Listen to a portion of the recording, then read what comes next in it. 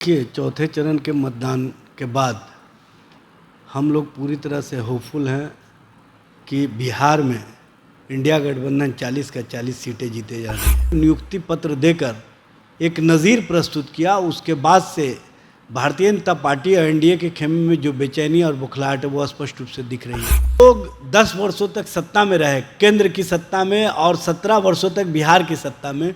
उन लोगों ने सिर्फ और सिर्फ जुमलाबाजी दिया, लोगों के बीच भ्रम और धर्म की राजनीति की। जन के प्रति, आम जन के हित में कार्य किया जा सकता है, और वो कार्य करके तेजस्वी प्रसाद यादव ने 17 महीने के कार्यकाल में डिप्टी सीएम रहते हुए दिखाने का काम किया और स्पष्ट रूप से प्रमाण दे दिया। क्यों इनकार कर रहे हैं? इसी समझ में आता है कि भारतीय जनता पार्टी को पिछड़ों के साथ, अति पिछड़ों के साथ, दलित आदिवासियों के साथ न्याय के प्रति कोई सोच नहीं है।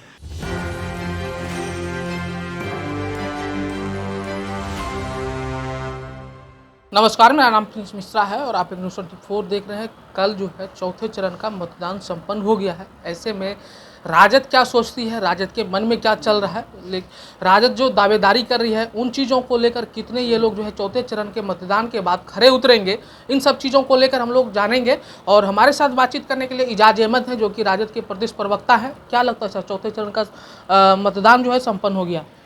देखिए, चौथे चरण के मतदान के बाद हम लोग पूरी तरह से होपफुल हैं कि बिहार में इंडिया गठबंधन 40 का 40 सीटें जीते जा रही है और केंद्र में परिवर्तन का स्पष्ट संकेत मिल रहा है।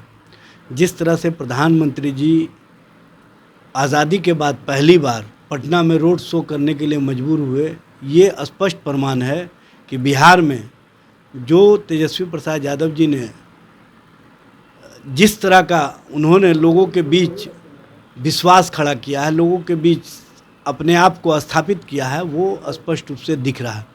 उन्होंने नौकरी और रोज़गार के मामले में जिस तरह से जॉब शो करके गांधी मैदान में 5 लाख के करीब नियुक्ति पत्र देकर एक नज़ीर प्रस्तुत किया, उसके बाद से भारतीय जनता पार्टी और एनडीए के खेमे में जो बेचैनी और बुखलाहट है वो स्पष्ट रूप से दिख रही है।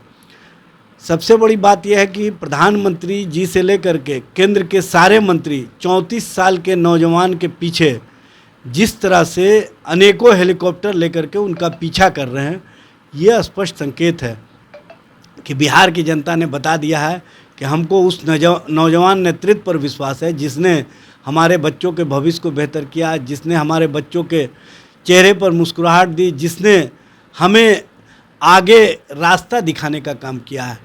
जो लोग 10 वर्षों तक सत्ता में रहे, केंद्र की सत्ता में, और 17 वर्षों तक बिहार की सत्ता में, उन लोगों ने सिर्फ और सिर्फ जुमलाबाजी दिया, लोगों के बीच भ्रम और धर्म की राजनीति की, और जिस तरह से नौकरी और रोज़गार से नौजवानों को विमुख करके नफरत की राजनीति की ओर ले जाने का काम किया, उनको राष्ट्रीय जनता दल, तेजस्वी प्रसाद यादव और महागठबंधन सरकार ने स्पष्ट रूप से बताने का काम किया कि अगर सरकार में इच्छा शक्ति हो, अगर व्यक्ति में इच्छा शक्ति हो, अगर कुछ करने के प्रति उत्सुकता हो, तो आम जन के प्रति, आम जन के हित में कार्य किया जा सकता है। और वो कार्य करके तेजस्वी प्रसाद यादव ने 17 महीने के कार्यकाल में डिप्टी सीएम रहते हुए दिखाने का काम किया और स्पष्ट रूप से प्रमाण दे दिया कि हमने जो नौकरी और रोज़गार देने का काम किया, उससे नौजवान नफ़रत की राजनीति को छोड़ करके अपने अपने पारिवारिक स्थिति को बेहतर बनाने के लिए, अपने भविष्य को बेहतर बनाने के लिए कॉम्पिटिटिव एग्ज़ाम का तैयारी शुरू कर दिया।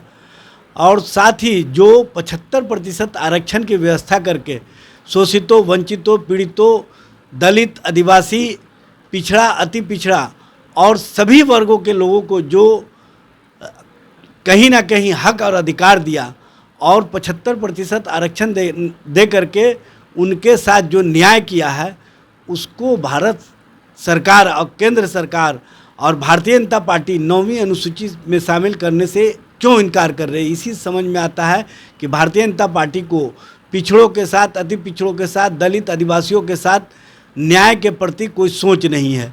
और जब इनसे न्याय मांगा जाता है कि 9वीं अनुसूची में आरक्षण व्यवस्था को क्यों नहीं शामिल किया गया, तो ये उसको दूसरी दिशा में भटकाना चाहते हैं। लेकिन बिहार की जनता, देश की जनता भटकने वाली नहीं है, मुद्दों पर ही टिकी हुई है और मुद्दे के आधार पर भारतीय जनता पार्टी और केंद्र सरकार से सवाल कर रही है, तो नरेंद्र मोदी सवाल देने की जगह रोड पर उतर करके लोगों को और तकलीफ पहुंचा रहे हैं। यह स्पष्ट प्रमाण है कि भारतीय जनता पार्टी जनता और जनता के हितों के लिए कोई काम नहीं कर रही है। आखिरी और छोटा सा सवाल लेंगे कि पाटलिपुत्रा लोकसभा क्षेत्र जो है चर्चा का केंद्र बना हुआ है, आप उनको किस दृष्टि से देख रहे हैं? क्योंकि मीसा भारती लगातार दो बार जो है काफ़ी कम मतों से जो है वहाँ से चुनाव हार रही है। इस बार क्या कुछ रहेगा जो कि चुनाव जीत जाएंगी वो? देखिए, मीसा भारती जी का कल का नामांकन स्पष्ट प्रमाण है कि परिवर्तन पाटलिपुत्र में हो करके रहेगा।